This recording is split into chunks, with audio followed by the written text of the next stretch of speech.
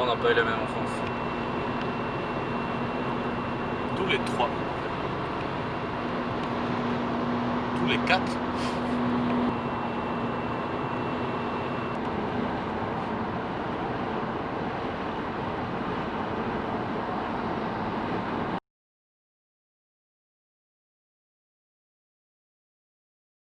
T'as 21 ans et t'es nulle part.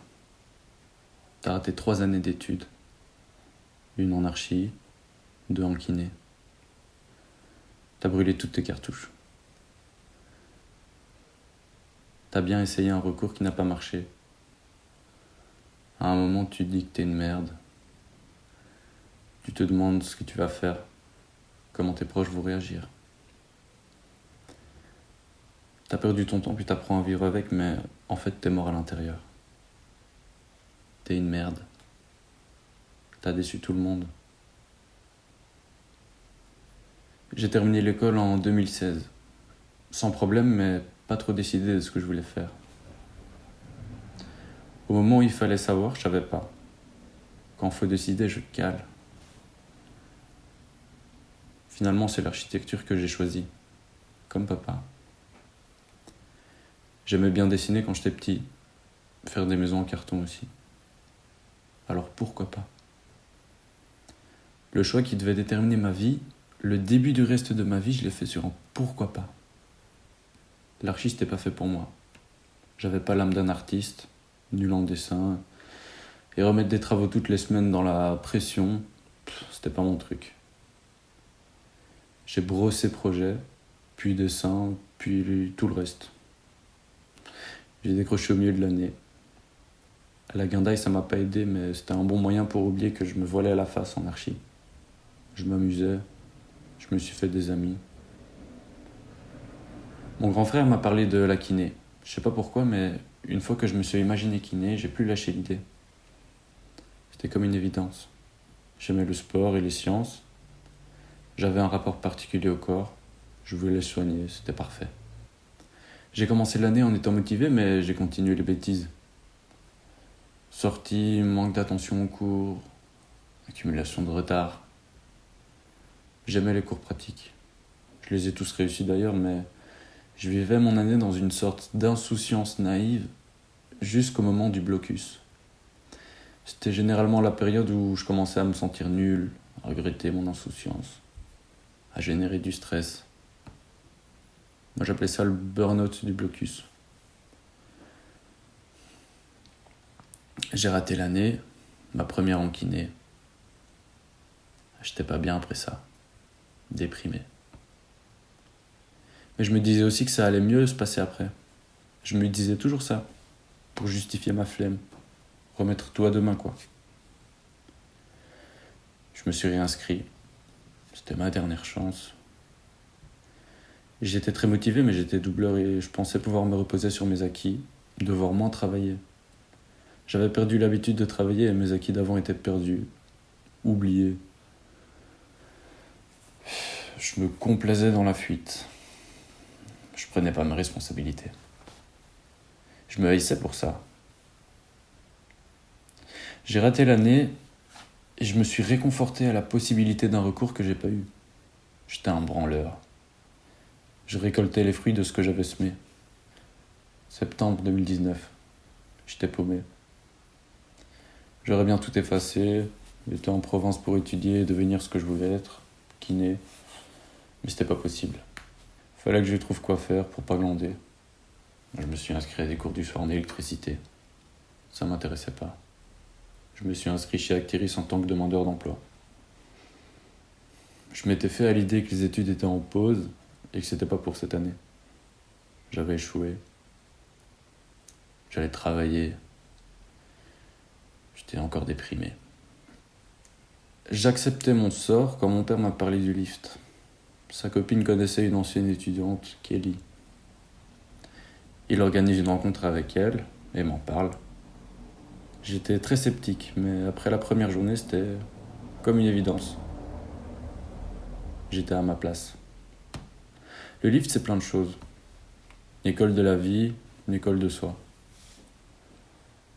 Te donne l'occasion de te développer et ouvrir des portes.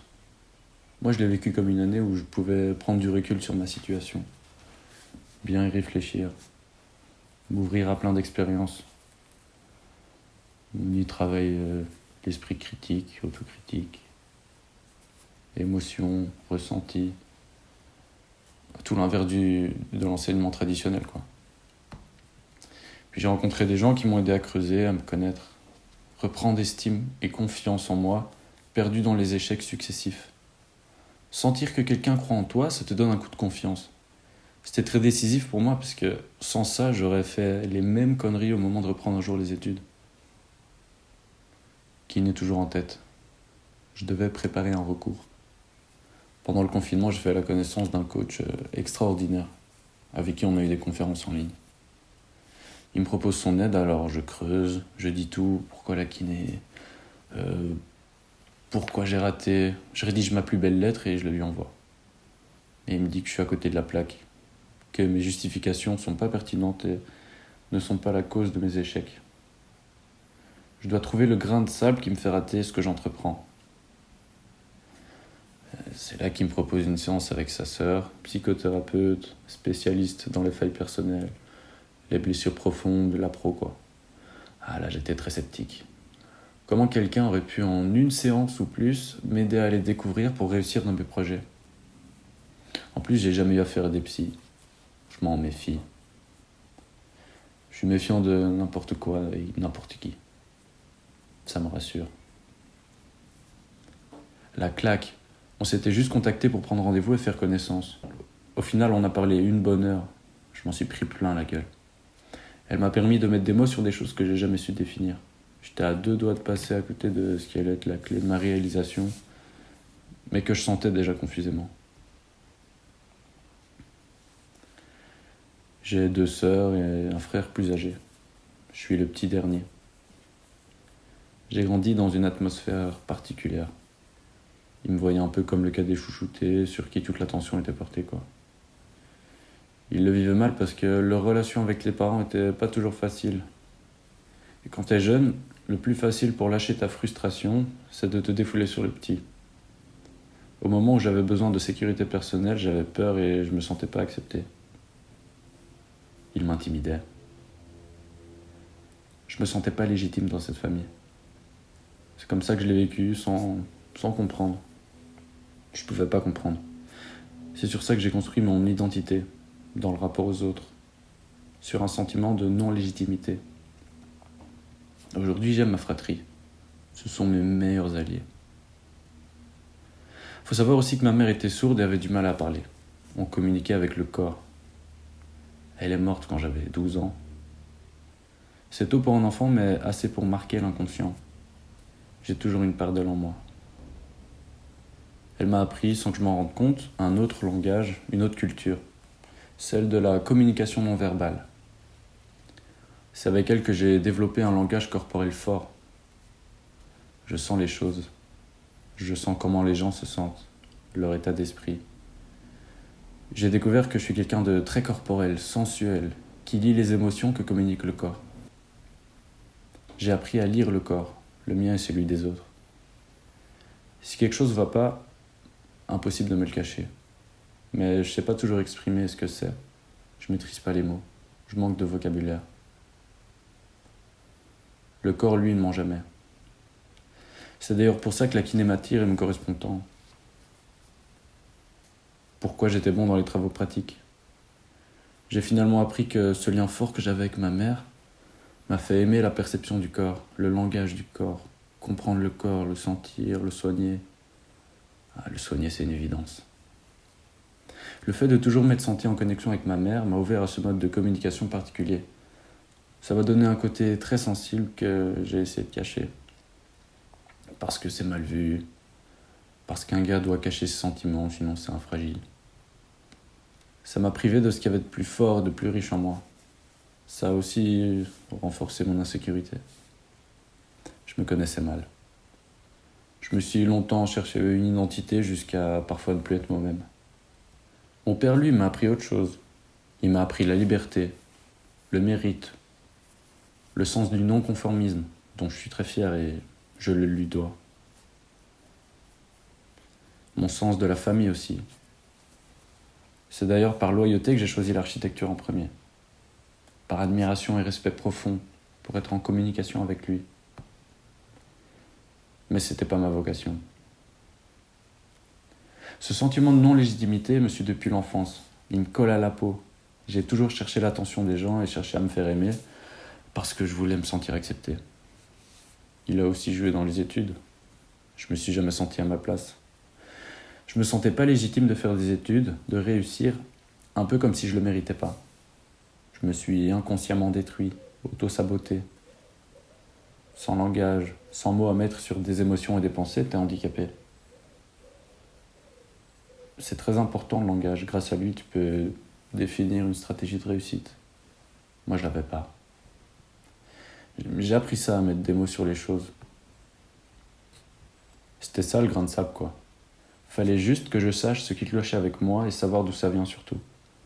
C'est très important de savoir d'où ça vient. Ça te permet d'avoir des réponses que t'as jamais eues. La confiance revient.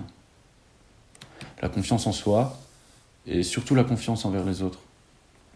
Aujourd'hui, je sais de quoi je suis fait et ce dans quoi je suis capable d'être bon et de réussir. Là, mon recours est prêt et je suis sûr d'entrer à l'UNIF. J'ai compris les raisons qui m'ont poussé à éviter de réussir. J'ai pris conscience de ma place, de mes capacités et de la part que j'avais à transmettre à ce que j'avais reçu. Et si dans le pire des cas je suis refusé, je sais que je réussirai autre part ou plus tard parce que n'y a pas qu'une seule manière d'y arriver. Mon désir de comprendre le corps, de communiquer avec lui, de le soigner, c'est ça qui guidera mes pas. Mon conseil à quelqu'un qui échoue dans les études est de considérer l'échec comme une expérience. En premier, faut savoir pourquoi tu rates. Faut mettre des mots dessus et surtout creuser le plus profond possible. Faut pas avoir peur de remuer le passé, même si ça fait mal. Même et surtout si ça fait peur. Faut surtout pas avoir peur de demander de l'aide. Ça peut t'ouvrir des portes que t'aurais jamais imaginées. T'apprends à te connaître autrement et t'avances dans la clarté. Aujourd'hui, j'ai pas peur. J'ai juste l'envie pressante d'avancer dans la voie qui est la mienne. Je serai kiné ou ostéopathe ou Dieu sait quoi d'ailleurs, mais je serai un être soignant.